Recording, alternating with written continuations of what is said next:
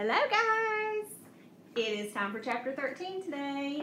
The last thing that we read yesterday was Chip and Jonah had looked at the computer screen and saw the page that was titled Survivors, and Jonah Skidmore and Chip Winston was on the list.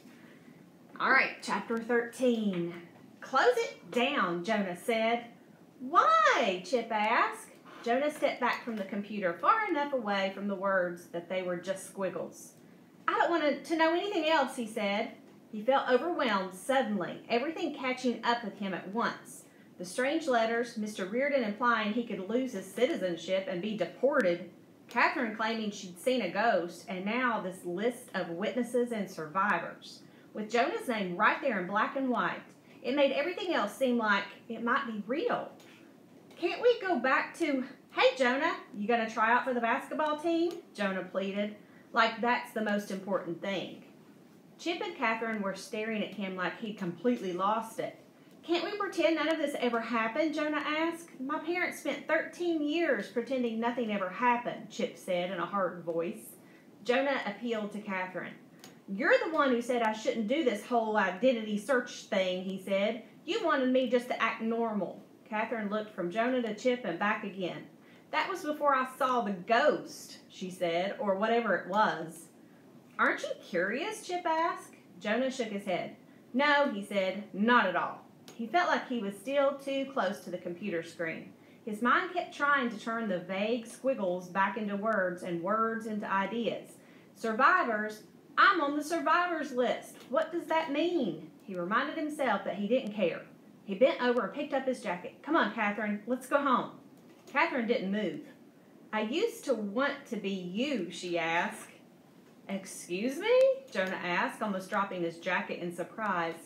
Well, not really you, Catherine said. I wanted to be the one who was adopted.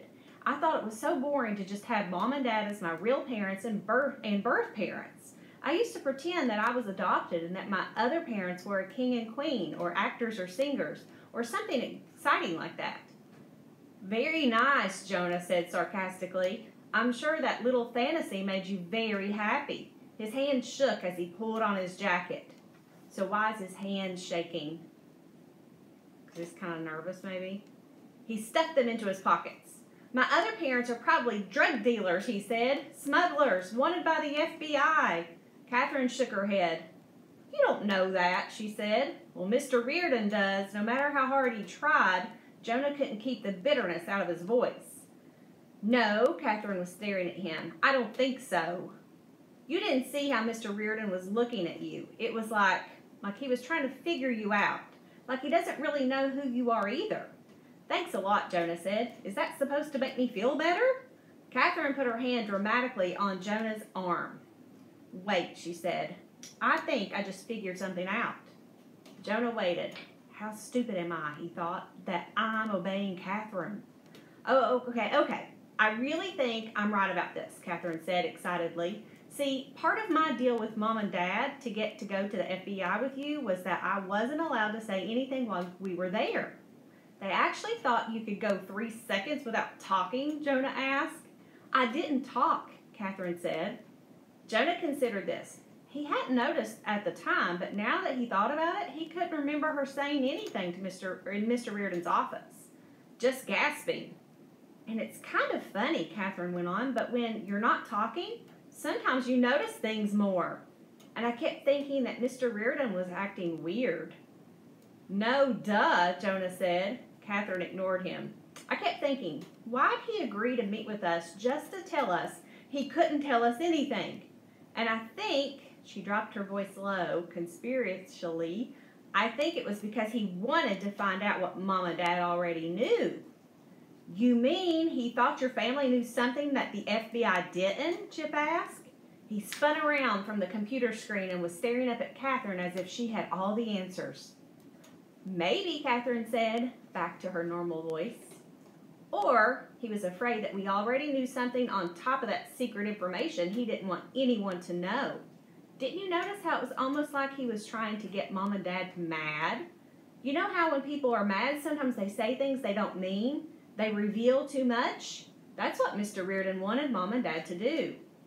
Chip was squinting at Catherine. How does that explain the ghost, he asked. That I haven't figured out yet, Catherine said with a little laugh. Ha ha ha, but I will. She made this whole mess sound as if it was just a challenging math problem, or as if she was working on a scheme to get Mom and Dad to let her stay up late on a school night or have nothing but ice cream for dinner. This was just an intriguing puzzle to her. It wasn't her life. Whatever, Jonah said, jerking his arm away from her. You can stay here until you figure everything out. I'm going home. He half expected Catherine to follow him out. She was his sister, after all, not Chip's friend. But when he glanced back, they'd both turn around to huddle at the computer together. Fine, Jonah thought. See if I care. When he climbed up the stairs to the first level of Chip's house, he could hear a TV siren blaring from the family room. A woman, presumably Chip's mom, said unhappily, "You always have to watch the blood and guts show." Jonah thought about walking back toward the family room, poking his head in and informing Chip's parents, "You really ought to know what's going on down in your basement. Chip's looking for a whole other identity that doesn't involve you." Instead, he turned through the dark dining room and slipped out the front door. Outside, a new thought occurred to him. Chip had pretty much admitted that he had a crush on Catherine. What if Catherine had a crush on Chip, too? What if that's what this was all about? Unaccountably, Jonah suddenly felt very lonely. He was walking down a dark street all by himself, the trees casting eerie shadows across the sidewalk. "Hey, kidnappers," he thought, "you want to get me back? This would be a great time to snatch me away." He shivered, even though it wasn't the least bit cold for October. I should have told Mom and Dad, he thought, about the second letter, if nothing else. But he knew why he hadn't.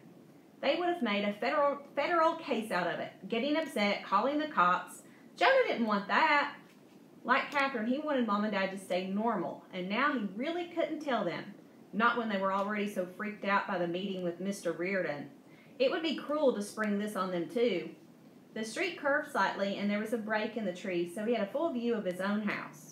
Mom had chrysanthemums, that's a beautiful flower that I can't say, planted along the sidewalk and along the front fence, which was actually white picket. Mom and Dad were such believers in all those cliches. The living room bay window curved out invitingly, the lights blazed. Home looked like such a safe place. Jonah just wanted to walk in, crawl into bed, pull the covers over his face, and sleep until all the scary things in life disappeared. He glanced longingly up at the 2 second-story windows that looked into his room. The lights weren't on in his room, but light was spilling in from the hallway, so he could make out dim shapes. His dresser, his desk, the post of his bed. One of the shapes in his room moved. While Jonah watched, a person eased the door of Jonah's room shut, blocking out the light, plunging the windows into complete darkness. But then a smaller light, a flashlight, a pin light, clicked on, hovering over Jonah's desk. Jonah took off running. Someone's in his room. Ooh, wonder who it is. All right, chapter 14 will be tomorrow. See you later.